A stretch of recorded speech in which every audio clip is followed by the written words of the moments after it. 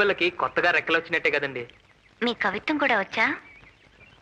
మీ కళ్ళని చూస్తుంటేనే కవిత్వం వచ్చేస్తుంది.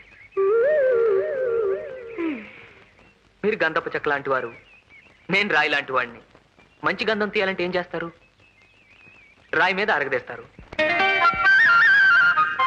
కొండదారి మార్చింది